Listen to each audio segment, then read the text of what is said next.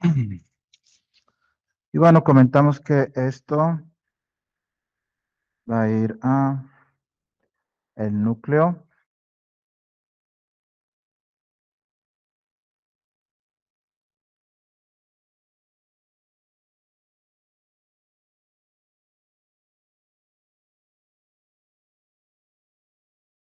Así, ¿verdad? Entonces tenemos las vueltas, los devanados.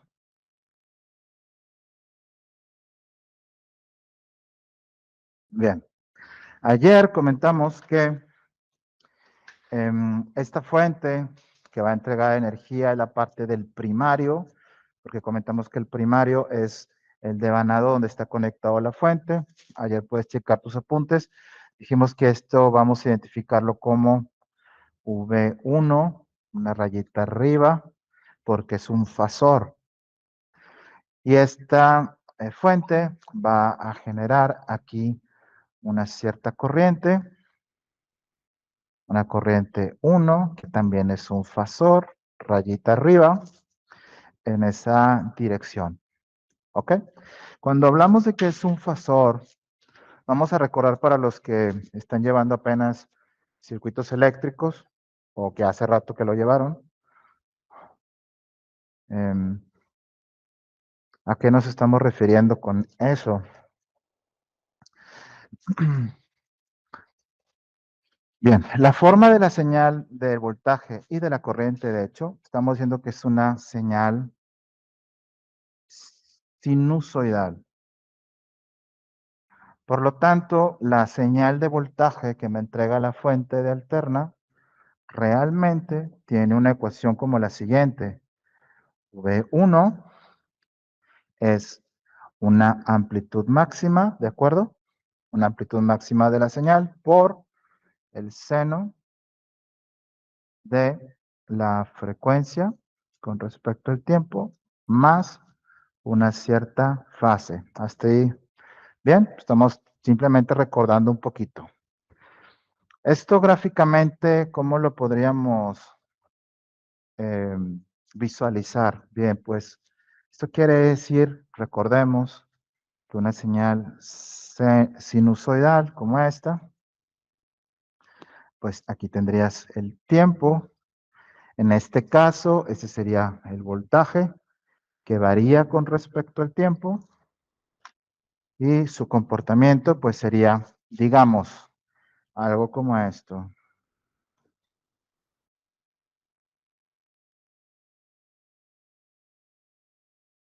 ¿Sale?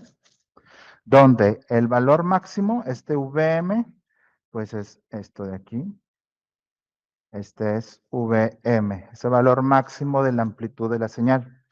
Es un parámetro muy importante a la hora de caracterizar la ecuación.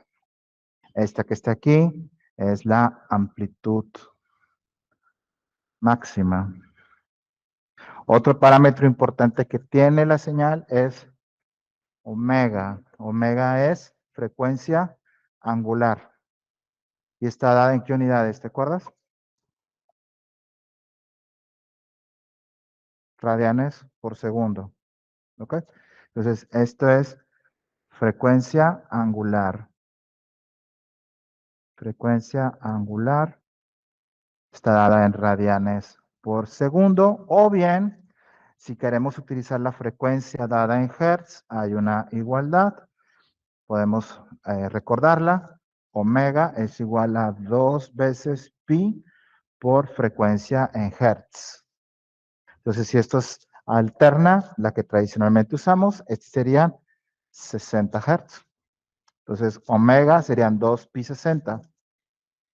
Okay, ese sería el valor. Pero puedes dejar esta ecuacióncita por ahí para recordarlo. Bien. Y el tercer, ¿dónde aparece la frecuencia aquí?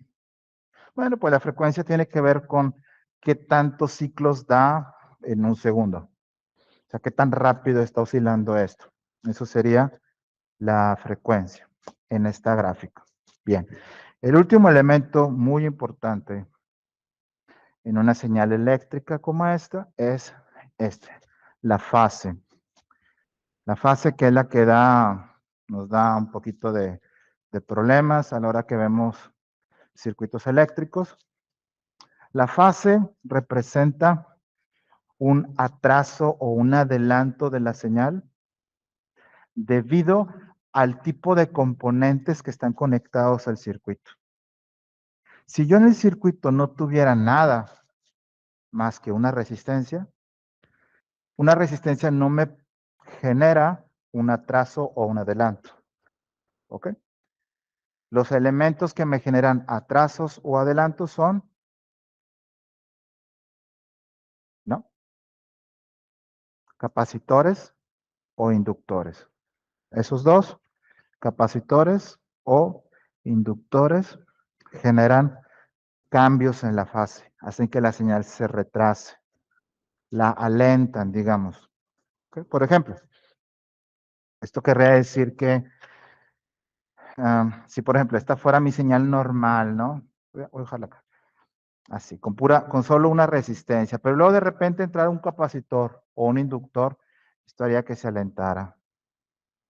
Al entrar hace un cambio de velocidad que la retrasa o la adelanta contra lo que normalmente debería haber tenido. Entonces, si esta debería haber hecho esto así, siguiendo con la velocidad que tenía antes, pues el hecho de que haya entrado aquí un capacitor o un inductor, pues la hace que se atrase. Se mantiene la misma amplitud usualmente, se mantiene la misma frecuencia, pero hay un lapsito en el que como que tarda en adaptarse a la dinámica de estos y eso me genera un cambio de fase. Entonces, ¿cómo se ve esto aquí? Bueno, el cambio de fase aparece aquí, mira. Si te fijas, no lo inicié en cero, lo inicié un poquito antes. Esto que está aquí es esa fase teta. Quiere decir que esta señal viene adelantada por algún elemento que está conectado en el circuito. ¿Sale? ¿Dudas hasta aquí? ¿Ya luz de línea? Es que llevan los circuitos eléctricos, pues esto ya es pan de cada día. Pero vale la pena recordarlo.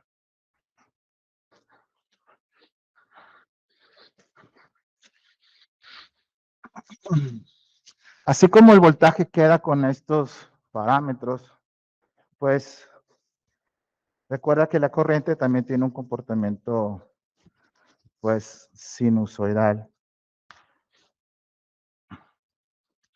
Voy a borrar este rollo. Entonces, la corriente también es sinusoidal. La corriente también tendría una forma así. Y máxima la amplitud por el seno de omega t más otra fase distinta, que aquí es la parte interesante. Capacitor y inductor hacen que se desfasen el voltaje y la corriente uno del otro. Entonces aquí yo no pondría teta, voy a poner aquí una phi, para representar que tiene una fase diferente. Una fase diferente, ¿ok? Entonces, si yo veo la corriente aquí, la corriente entonces, pues podría, por ejemplo, iniciar más acá. No sé si se ve allá en la, pero ni modo. Un poquito más para acá. Entonces haría algo así tal vez.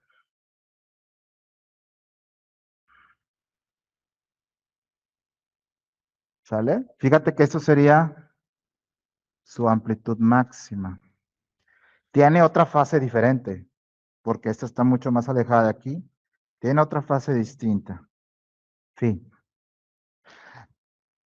¿De acuerdo? Bien. Para los que están allá en su casa, a ver si le puedo dar un poquito de zoom al garabatillo. Ahí está. Entonces, imagínate si como ingenieros eléctricos tuviéramos que manejar así todos los problemas, pues, no acabamos nunca, ¿no? Más estar escribiendo seno de omega t más teta más todo esto, pues sería todavía peor de lo que es. Entonces, aquí hay algo importante que podemos notar. En todo el circuito eléctrico, cuando tú manejas una señal de alterna con esta estructura, porque siempre tienen esta estructura, hay tres variables eléctricas importantes: voltaje, frecuencia, fase. De estas tres variables, independientemente de qué tan complejo sea el circuito, de qué tan largo sea el circuito, hay una de ellas que se mantiene igual. Hay una de ellas que no importa qué le pongas, a menos que le metas semiconductores, electrónica, ahí sí es otro boleto. Pero si son solamente resistencias, capacitores e inductores, o sea, estrictamente eléctrico, hay una de estas variables que se mantiene igual. Y esa variable es la frecuencia. La frecuencia se mantiene exactamente igual. Si yo le meto 60 Hz, acá la salida podrá salir otro nivel de voltaje, otro nivel de corriente, pero va a salir a 60 Hz. No la afecto, ¿me explico? Entonces, esto que está aquí nada más se mueve en dos elementos. Puede variar la amplitud o puede variar la fase. Y de allí la conveniencia de, en lugar de representar estas variables con todo este rollo, pues nos inventamos los fasores. ¿Por qué? Porque el fasor me da la información estrictamente más importante, la que está cambiando, la amplitud y la fase. Y la frecuencia, pues, ¿para qué la pongo? ¿Para qué escribo seno, seno y seno a cada rato? Y siempre seno. ¿Para qué escribo omega? Si es la misma siempre. Me quedo nada más con la amplitud y con la fase. Pero no utiliza esta amplitud. Esta amplitud es una amplitud máxima, que está el pico de la señal. Los fasores no utilizan esa amplitud. Los fasores utilizan otra amplitud que se llama valor eficaz. Un valor eficaz es el equivalente en directa de una señal. Si este es Vm, este sería VRMS. RMS significa raíz cuadrada media. El inglés, esto está en inglés, es root, media y square.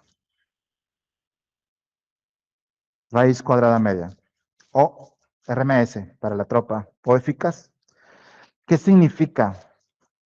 El valor RMS es un valor de voltaje, en este caso voltaje, que me da, es un valor de voltaje en directa, que me da la misma potencia que la señal de alterna. No es un valor promedio. Hay que aclararlo, porque a veces decimos, es un valor promedio. No es promedio. ¿Por qué no es promedio? Porque mira, ¿se ve esto acá? No va. Les voy a quitar el zoom porque si de por sí no me entienden, no me entiendo solo. Pero,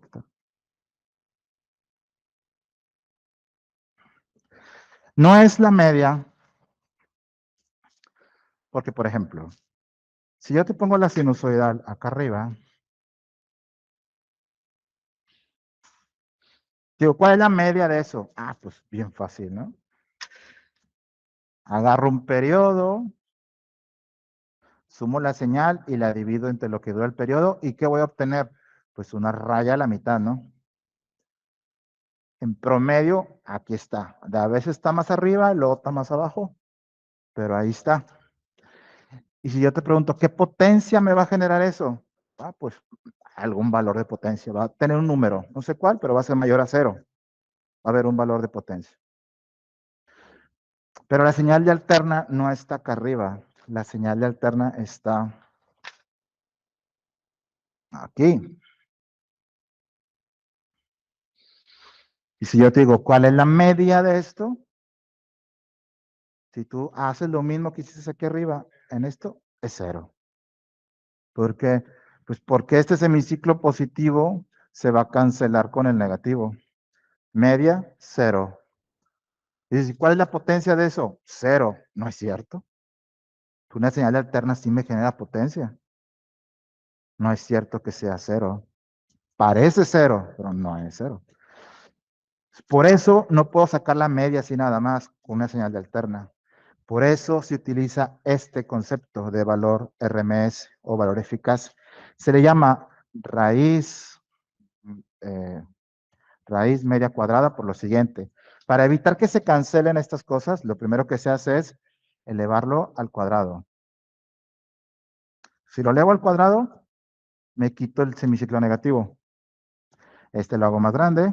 Este que era negativo lo hago positivo porque pues menos por menos a más. Y los aumento todos de tamaño, pero ahora todos son positivos, ¿te fijas? Luego, ¿qué hago? Lo elevé al cuadrado, luego le saco la media, ahora sí. Eso sí tiene media. El valor está como por aquí, ¿no? Algo así. Pero luego dices, pero hicimos trácalas porque le hicimos al cuadrado. Pues para quitar el cuadrado que sacas, raíz. Es que te queda un valor por aquí. Ese es el valor RMS. Ese valor representa la potencia que generaría la señal de alterna. Entonces, cuando hablamos de fasores, el fasor no utiliza la amplitud máxima. El fasor utiliza el VRMS. ¿Y cómo calculo VRMS? Es muy fácil. Por ejemplo, el V en RMS sería el valor máximo entre raíz de 2. ¿Ok? Ese sería valor voltaje RMS. Y la corriente en RMS, pues de igual forma, I RMS sería I máxima sobre raíz de 2. ¿Ok?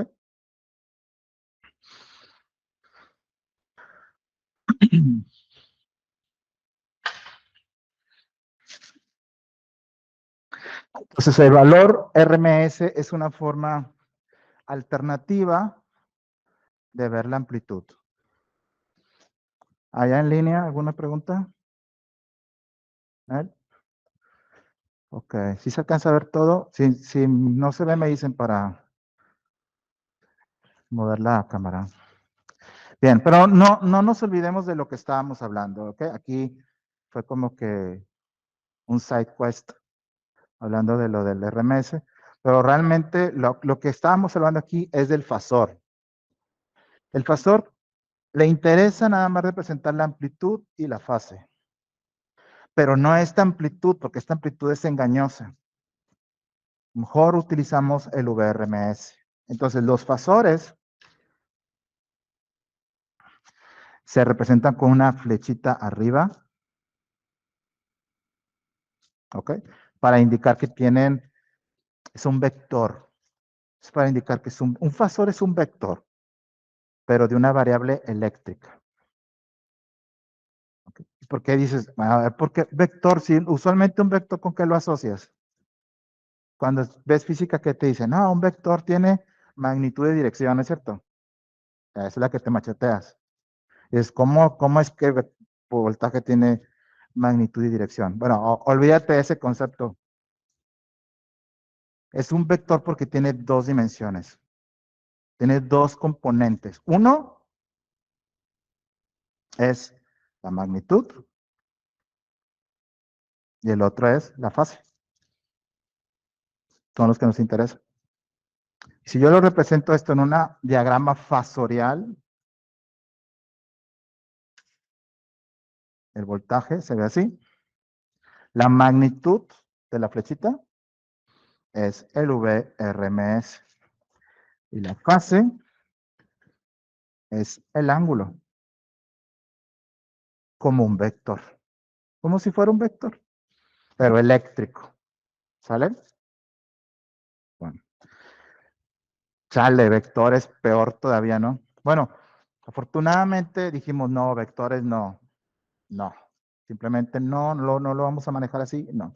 Entonces, adoptamos otra nomenclatura, que son los valores complejos, los valores polares y los valores rectangulares.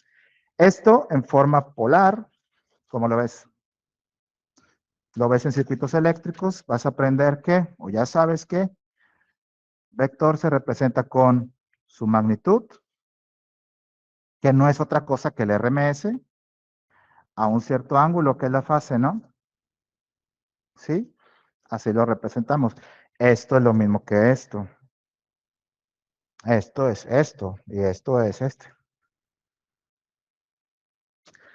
Todos los valores del transformador se van a representar así, porque van incluidos magnitud y fase.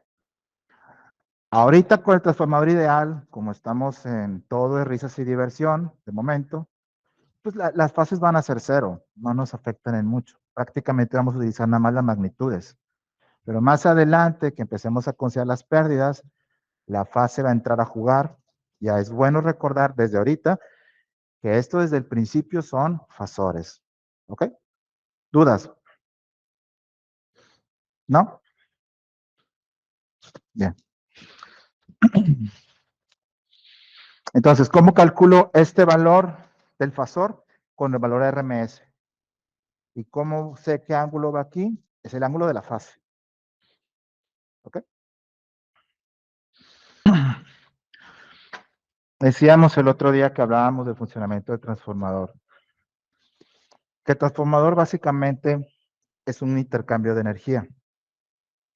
Y es que en el mundo natural, tú sabes, pues prácticamente todos los fenómenos que a nosotros como ingenieros nos interesan están gobernados por algunos cuantos fuerzas. ¿De cuáles estamos hablando? Pues están las fuerzas gravitacionales, por ejemplo, están las fuerzas cuánticas de atracción entre partículas, pero las que nos interesan a nosotros más son dos fuerzas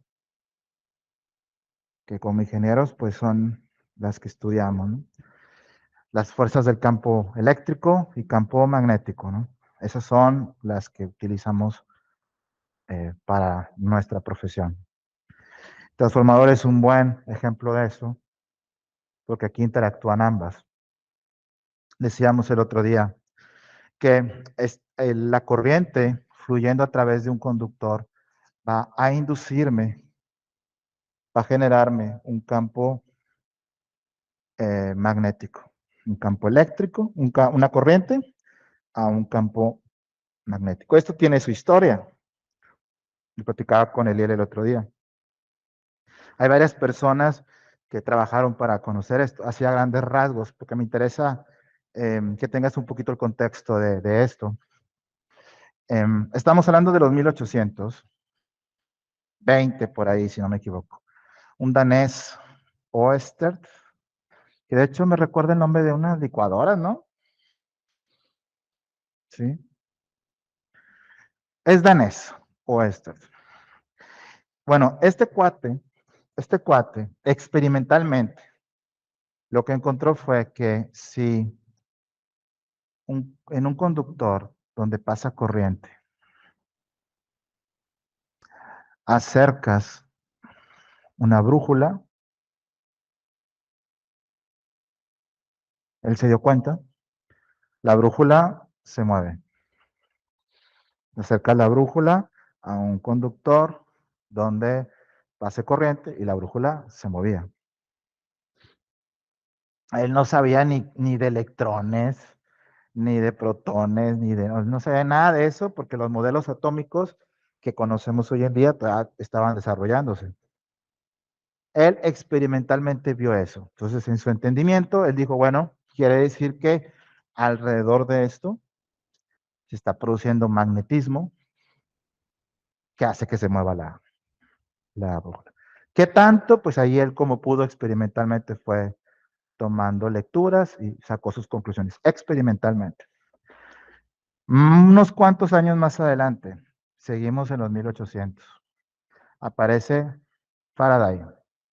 Y Faraday dice, bueno, ok, lo que dice este cuate es de campo eléctrico a magnetismo. Se debe de poder al revés también. Si se puede en una dirección, se puede en otro sentido. Entonces, Faraday demuestra que con una bobina puede de la bobina inducir en el conductor corriente. O sea, exactamente lo opuesto. Pero también experimentalmente. Faraday fue un gran descubridor, pero no era un matemático.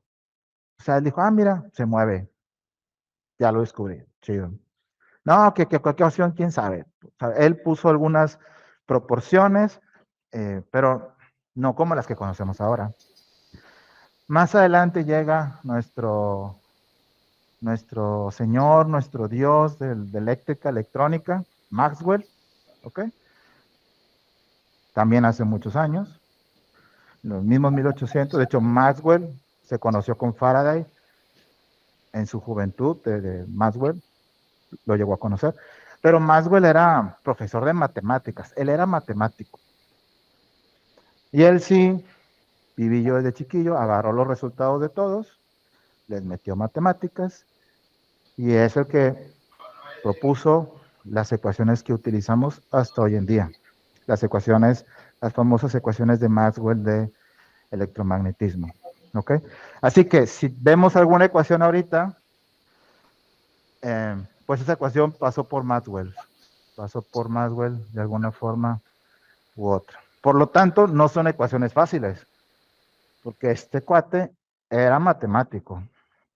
Entonces, Maxwell lo hace con vectores, hay operadores Nabla, operadores de divergencia, de gradientes, o sea, la puso alta la vara, pero ahí están.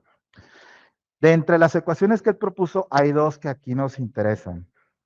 Una es, aquí en el circuito estamos pasando de corriente a flujo magnético. ¿Okay? De corriente a flujo magnético. Esta ecuación se llama ley de Ampère. Ley de Ampère.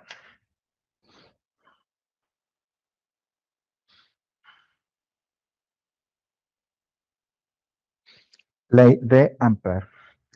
Y la ley de Ampère, como Maxwell la interpretó, es algo así. Es la integral de una superficie cerrada de un cambio en el campo eléctrico por una derivada de superficie es igual a la integral de la densidad de corriente, de un diferencial de intensidad de corriente por una derivada de longitud. Así son las ecuaciones de Maxwell. En palabras, así para la tropa, ¿qué significa? Significa que en un conductor que lleva corriente, si tú le haces un corte transversal a esto, ¿ok? Si tú le haces un corte transversal, eso significa que las líneas de campo magnético en una superficie cerrada, si tú haces aquí alrededor, pintas un círculo alrededor de esa superficie transversal, la cantidad de líneas que pasan por allí, por diferencial de superficie, por cada rayita que pase por aquí, es igual a la cantidad de densidad de corriente que está pasando por aquí. Esa es la ley de Ampère. Claro, Ampère no se puso a hacer las ecuaciones. Él vio, sí, cierto, existe. Ya Maxwell puso las ecuaciones. Esto es precisamente lo que está pasando aquí. ¿Ok? Ley de Ampère. De corriente a flujo magnético es ley de Ampère, pero ley de Ampère por cada vuelta. Entonces esto hace que se genere aquí este flujo magnético. ¿Me sigues? Ese es el fenómeno físico detrás de esto. Entonces aquí va a aparecer ese flujo magnético. Ahora, valdría la pena decirlo de una vez. Si esta corriente es sinusoidal, por lo tanto es un fasor,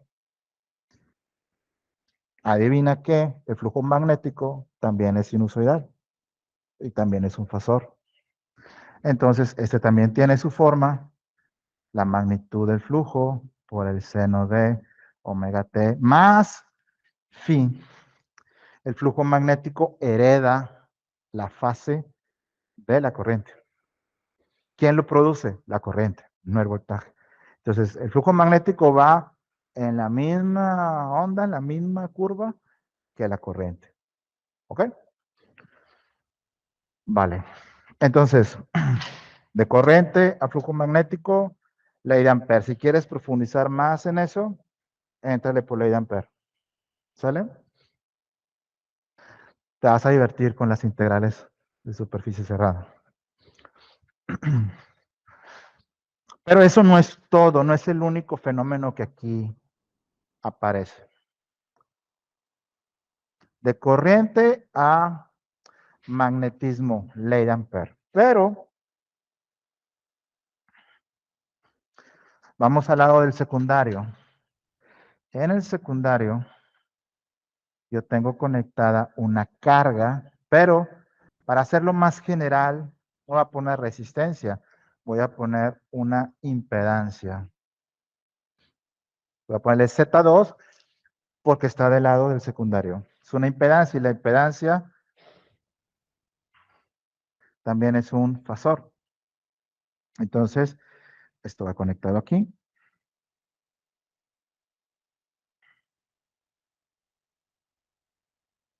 ¿Ok? Este flujo magnético generado por la ley de Ampère entra a este embobinado. ¿Y aquí qué otro fenómeno aparece? Pues el que está aquí involucrado para que pase de flujo magnético a voltaje inducido, se llama así, voltaje inducido, es la ley de Faraday. Este que está aquí es la ley de Faraday. La ley de Faraday habla de este voltaje inducido, también se le llama FEM o EFM en inglés. En español es FEM. FEM significa fuerza electromotriz. Ese es el nombre, FEM. Pero para escribir aquí FEM con una E, vamos a irnos. La E, la FEM, es lo mismo que la E.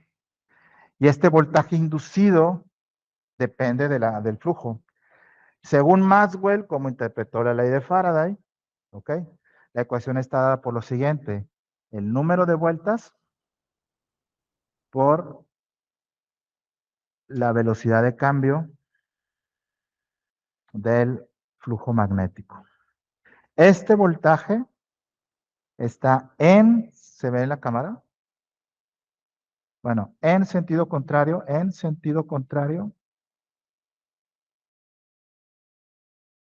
a la energía que lo generó. Esa razón de que esté en sentido contrario no se la debemos a Faraday, se la debemos a Lenz. Es la ley de Lenz. ¿Ok?